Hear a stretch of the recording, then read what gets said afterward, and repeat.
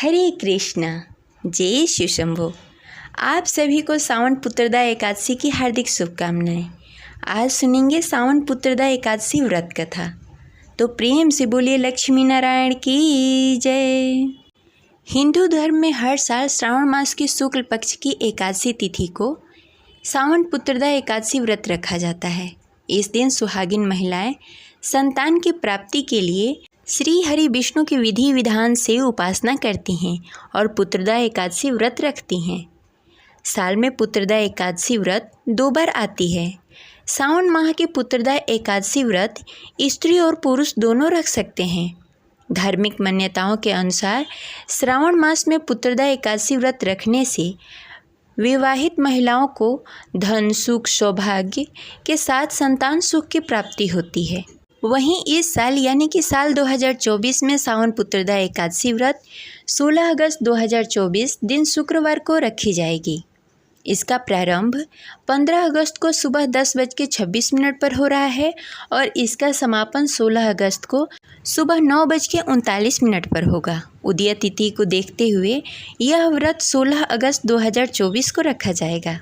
वहीं सावन पुत्रदा एकादशी व्रत का पारण 17 अगस्त 2024 को सुबह 5:51 से 8:05 के बीच में किया जाएगा।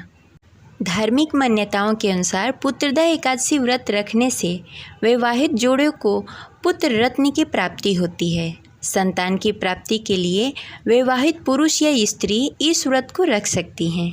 इस व्रत में भगवान विष्णु और माता लक्ष्मी की पूजा की जाती है। साथ में भगवान श्री कृष्ण के बाल रूप की पूजा की जाती है।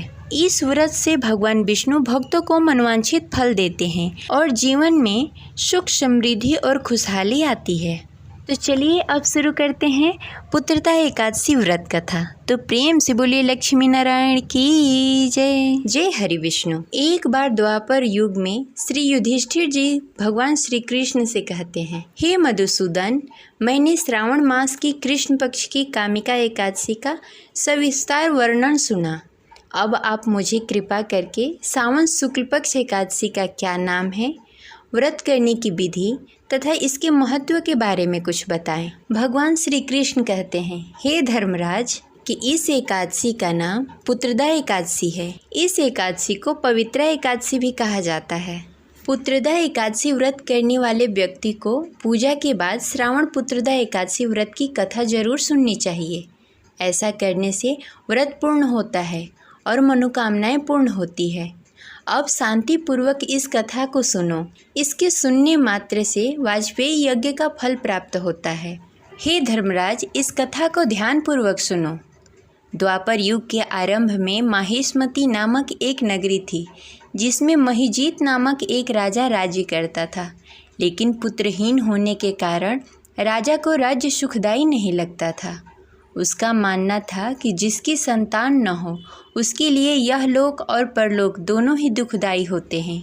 पुत्र सुख की प्राप्ति के लिए राजा ने अनेक उपाय किए, परंतु राजा को पुत्र प्राप्त नहीं हुए। वृद्धा अवस्था आती देखकर राजा ने प्रजा के प्रतिनिधियों को बुलाया और कहा, हे प्रजाजनों, मेरे खजाने में अन्याय से उपार्जी हुई धन नहीं है, न ही मैंने कभी किसी देवताओं तथा ब्राह्मणों का धन छीना है और न ही मैंने किसी दूसरे के धरोहर को लिया है, तथा मैं प्रजा को पुत्र के समान पाल रहा हूँ। मैं अपराधियों को पुत्र तथा बंधुओं की तरह दंड देता हूँ। कभी किसी से घृणा नहीं की, सबको समान माना, सज्जनों की सदा पूजा करता हूँ।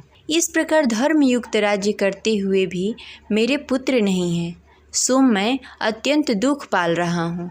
इसका क्या कारण है? राजा महिजीत की इन बातों को विचार करते हुए मंत्री तथा प्रजा के प्रतिनिधि वन को गए। वहाँ बड़े बड़े ऋषि मुनियों की दर्शन किया।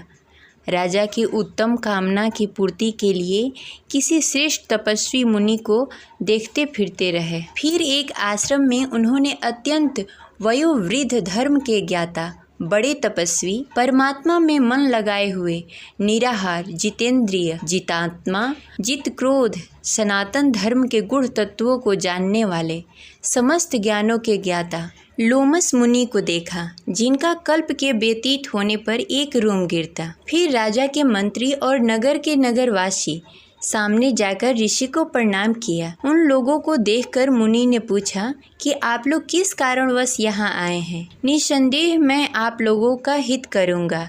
मेरा जन्म केवल दूसरों का उपकार करने के लिए हुआ है, इसमें संदेह मत करो। लोमस ऋषि के ऐसे वचन सुनकर सब लोग बोले, हे महर्षि, आप हमारी बात जानने में ब्रह्मा से भी अधिक समर्थ हैं। अतः आप हमारे इस संदेह को दूर कीजिए कि माहिष्मतीपुरी का धर्मराज राजा महिजीत, जो कि प्रजा को पुत्र के समान पालता है, फिर भी वह पुत्रहीन होने का कारण क्या है। उन लोगों ने आगे कहा कि हम लोग उनकी प्रजा हैं, अतः उनके दुख से हम भी दुखी हैं। आपके दर्शन से हमें पूर्ण विश्वास है कि हमारा यह संकट अवश्य ही दूर हो जाएगा, क्योंकि महान पुरुषों के दर्शन मात्र से ही अनेक कष्ट दूर हो जाते हैं।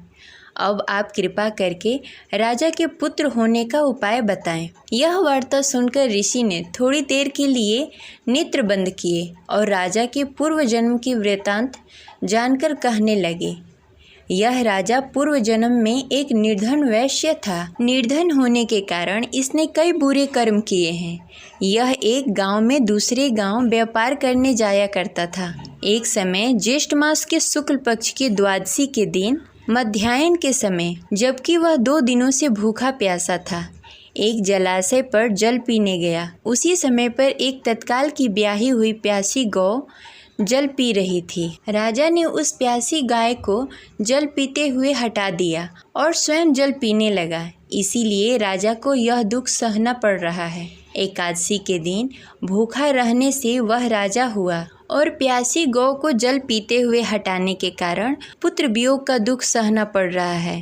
ऐसा सुनकर सब लोग कहने लगे, हे ऋषि, शास्त्रों में पापों का प्रायश्चित भी लिखा है, अतः जिस प्रकार राजा का यह पाप नष्ट हो जाए वह आप उपाय बताएं। लोमस मुनि कहने लगे कि श्रावण शुक्ल पक्ष की एकादशी को, जिसे पुत्रदा एकादशी भी कहते हैं, तुम सब लोग व्रत करो और रात्रि जागरण करो, तो इससे राजा का यह पूर्व जन्म का पाप अवश्य ही नष्ट हो जाएगा। साथ ही राजा को पुत्र की अवश्य ही प्राप्ति होगी। लोमस ऋषि के ऐसे वचन सुनकर मंत्रियों सहित सभी प्रजावासी नगर को लौट आए और जब श्रावण मास की शुक्ल पक्ष की एकादशी आई तो ऋषि के आज्ञानुसार सबने पुत्रदा एकादशी का व्रत का पालन किया और जागरण भी किया। इसके पश्चात द्वादशी के दिन इसके पुण्य का फल राजा को दिया गया। उस पुण्य फल के प्रभाव से रानी ने गर्भ धारण किया और प्रसव काल समाप्त होने के पश्चात